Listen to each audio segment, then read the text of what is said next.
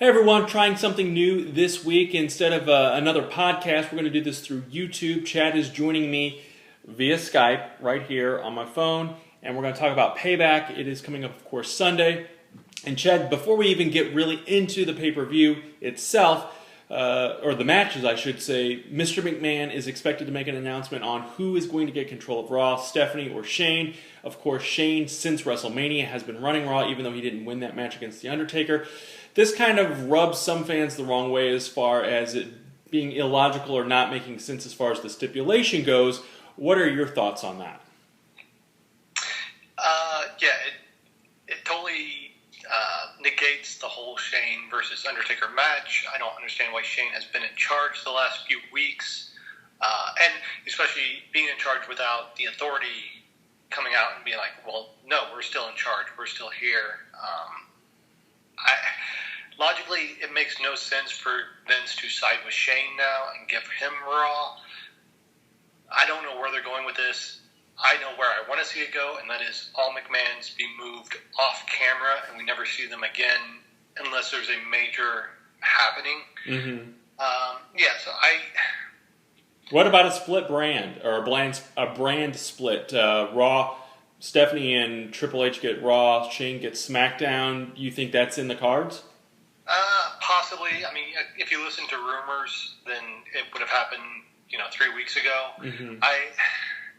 If they do it, I hope they are invested in it in the long term and realize that they're going to have to focus on wrestlers that they haven't focused on yet. They're going to have to create new stars, and given the track record over the last 10 years, that's not really something WWE is good at. So,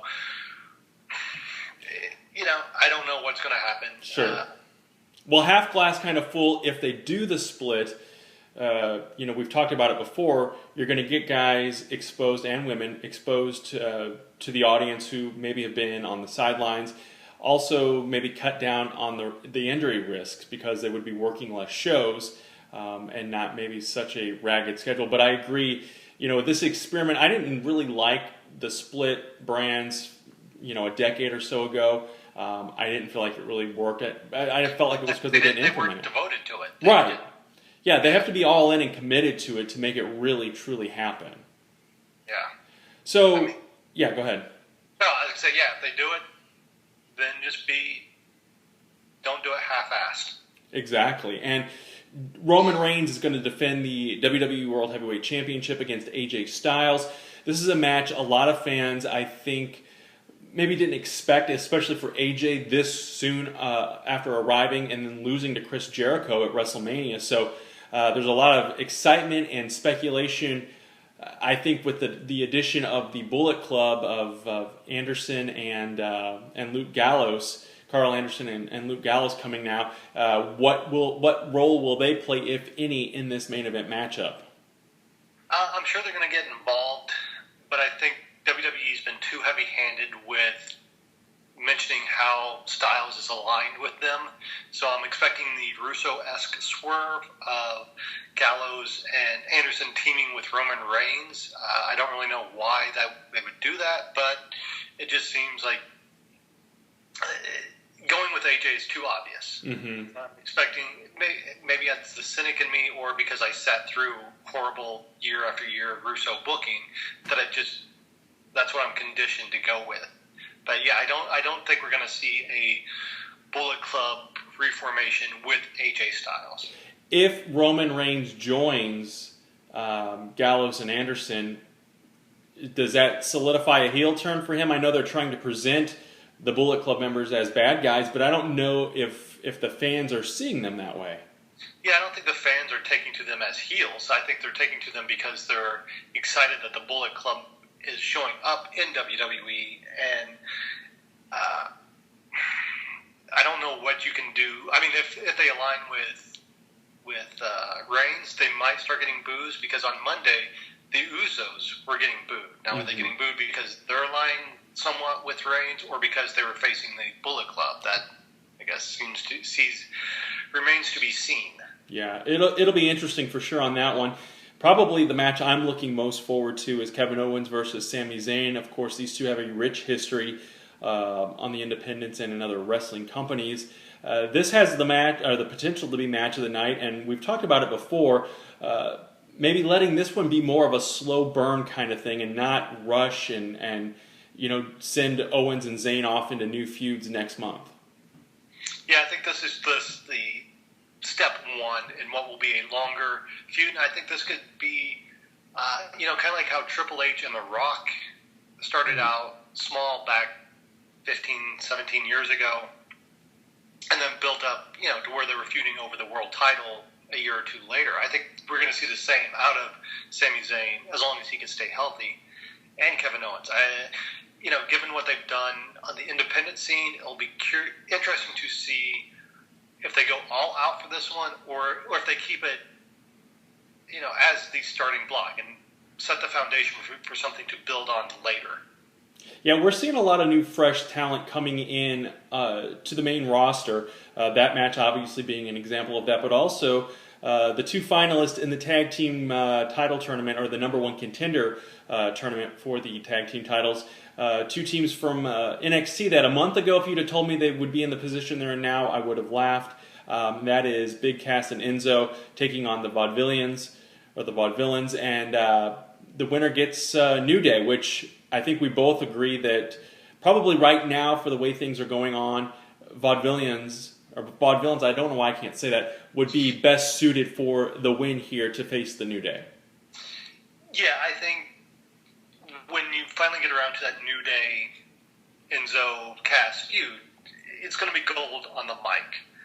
But right now, I would say go with the Vaudevillains, because I think they're still getting established. And a loss to the New Day won't necessarily hurt them. Not that it would hurt Enzo and Cass, but I would rather see Enzo and Cass get their title shot in Brooklyn at SummerSlam, so you have more of that home crowd atmosphere for them. Absolutely. And let's talk about the Intercontinental title. The Miz and Maurice, who I feel like has kind of rebooted The Miz in a way. Not only her, but obviously winning the championship, taking on Cesaro. And I was listening to Sam Banks' podcast, and he was talking about Cesaro possibly being too big now for the Intercontinental title.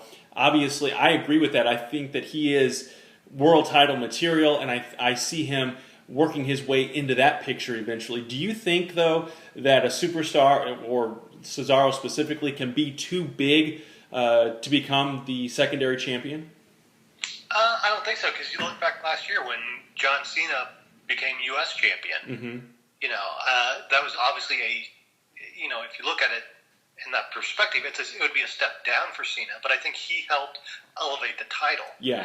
So it's all in, much as many of our complaints with WWE, it's all in how things are used, or wrestlers are utilized, or talents are utilized. I don't think Cesaro is too big. I think he, especially coming back after an injury, has to reestablish himself. And I can see him being IC champion, but I don't think this is the time for that. I think there needs to be some stability given to the IC title. And like you said, Maurice has really helped Miz reestablish himself. And I think keeping the title on him is the way to go at this time. Yeah, I agree with that. And Chris Jericho back, whether it's part-time... I don't know how they classify him now. I know he's listed as a main roster superstar, taking on Dean Ambrose. I like both these guys. We've talked before, though. Jericho, 20 years ago, 15 years ago even, was all that in a bag of chips, as the kids say, or used to say. But today, 2016, does that Jericho shtick work? And Dean Ambrose, I think, is obviously on the way up. Obviously over with the fans, maybe one of the more over guys on the roster right now. What do we do here? I think Dean should win. I think, to me, Jericho has kind of ran his course. He's kind of like in the Mick Foley's. I say he's like Foley, and I think Foley left and came back too many times. Mm-hmm. But I also think Foley ended up on the losing end, whereas Jericho still wins feuds, so maybe he's not as damaged. But I don't know. To me, Jericho just needs to revamp his character once again, because he's not To me, he's that old guy who still thinks he's cool. He is the Matthew McConaughey from Dazed and Confused in this role. And there's just something about Jericho now that screams, "Get off my TV!" Right. And that's nothing. I mean, I like Jericho. I'm a huge Jericho-holic, but it's just like I guess I'm at that point now where I want the next generation to be more the focus. Yeah, I agree with that. Speaking of next generation and blast from the past, we get that with the women's championship match as Charlotte defends with her father, Ric Flair, of course, in her corner. Uncle Bret Hart coming to the aid of Natalya. He will be in her corner, and we've seen this kind of happen before on NXT. This is obviously going to be on a grander stage. We talked before, too, about this one, not necessarily needing the Legends and Hall of Famers in there. It'll add a new element, or an element to it, I think, for the nostalgia factor. But I think these ladies obviously can go on their own without their famous relatives. Yeah, and I think putting Rick and Brett at ringside kind of overshadows Charlotte and Natalya. As you said, we've seen this in NXT.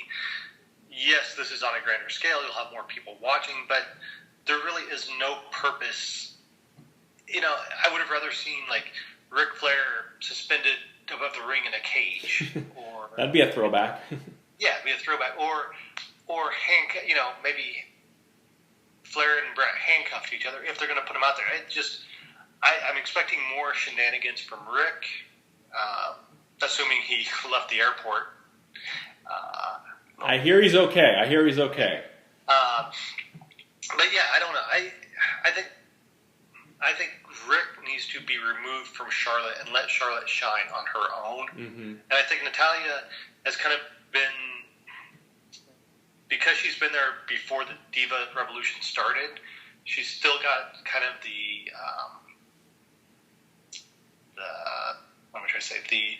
stink of diva-ness on her. And I think she needs to really show what she can do. And I think she can do that without Brett being there. So, ideally, I would like to see them just go one-on-one in a straight-up match, but I understand why they're putting Brett out there to counterbalance Rick's interference. It'll be interesting to see,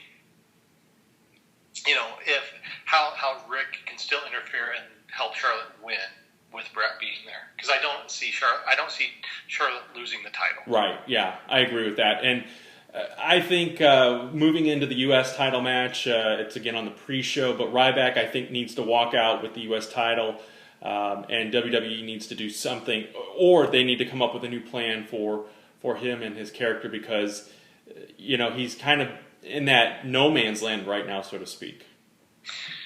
Yeah, this is a match I don't think anybody really was, clamoring for. But I think with the addition of the new tag teams in the division and with Primo and Epico coming back, I think Lucha Dragons can help build this new tag team revolution that we're going to get, hopefully. And so taking the title off Kalisto, putting him more back in focus as a tag team wrestler is the way to go. Ryback, not that he's going to bring any prestige to the U.S. title, but maybe if they actually pushed him and did something with the title, it will help. But yeah, either win or let's just quickly move on to something else. Right, and I think that Baron Corbin has replaced Randy Orton on our list of most bland, boring. And I don't want to pick on the guy, but I am not excited about, of all the talent on the NXT roster, he was one getting moved up that I was not excited to see. Obviously, WWE has some plans for him with winning the Andre the Giant Memorial Battle Royal last month at WrestleMania, or earlier this month. He's going in there against Dolph Ziggler, who at one time was king of the world, so to speak, but has kind of fallen on times now where I'm afraid he's going to be the one to put Baron Corbin over at Payback. Yeah, I really don't feel like talking about this match because I don't care. So, yeah, Corbin's bland. Dolph is damaged goods, basically. What's that? Damaged goods. Good. Yeah, and this is, if he's making good money and he's content with what he's doing, good for him. I never want to say, the guy should do what makes him happy. Mm-hmm. But I think Dolph is a guy who, when his contract is up, if he left and went to the independent scene for a while, could reestablish himself. But right now, he's another guy. He's just, it's amazing how far he has fallen in the eyes of the fans in the last 3 years due to bad booking. Yeah, and that is, again, we're not trying to point fingers or be overly critical, but the talent is obviously there, and we'll see that Sunday with these matches. There are some great matches, some new, fresh, young talent, but it's going to come down to, for us, and I'm speaking for Chad here, he can weigh in on the last little bit that we have, it's going to come down to the execution of the plan and the what creative and Vince McMahon and Triple H and Stephanie have in mind as the next step. And again, this is episodic. It's going to be ongoing and continuing. Sometimes it's a slow burn. Sometimes it works. Sometimes it doesn't. We'll keep watching. We'll keep talking about it. But for me, that's what's going to come down to on Sunday is whether or not creative is in fact being creative. Exactly. The action inside the ring should be top notch. It's what stories are being told and where they go after the show is over. Alrighty, well, folks, you watch on Sunday. We'll be talking about Payback Monday morning on My 123 Cents, the podcast available over at iTunes and JitteryMonkey.com. Everyone, thanks so much for checking out this video.